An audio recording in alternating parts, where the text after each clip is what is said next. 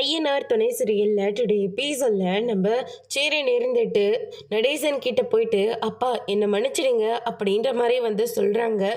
உடனே நம்ம நடேசன் இருந்துட்டு உங்கள் அம்மாவை நான் கொலை பண்ணலடா, ஆனால் இந்த ஊரே நான் தான் அவளை கொலை பண்ணிட்டேன்னு தப்பாக பேசிகிட்ருக்கு. ஆனால் உண்மை என்னன்னு எனக்கு மட்டும்தானே தெரியும் அப்படின்னு சொல்லிட்டு நடேசன் வந்து சொல்கிறாங்க.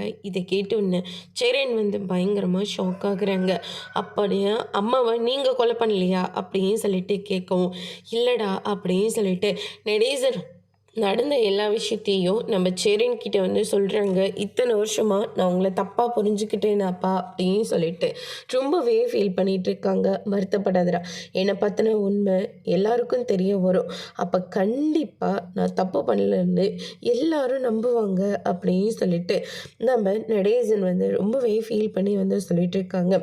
அதுக்கு அடுத்து தான் வந்து பார்த்திங்கன்னா அவன் சொன்னான் இவன் சொன்னான்னு சொல்லிட்டு தயவு செஞ்சு இந்த வீட்டை விட்டு வெளியே போயிடாது.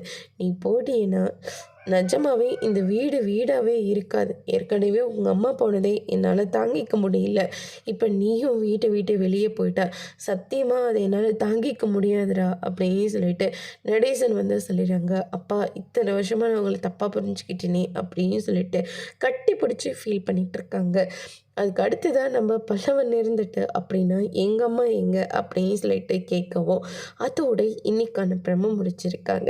இனி பல்லவன் கேட்ட கேள்விக்கு நடேசன் என்ன பதில் சொல்ல போகிறாருன்றதை வரப்போகிற எபிசோடில் பார்க்கலாம். தேங்க்யூ.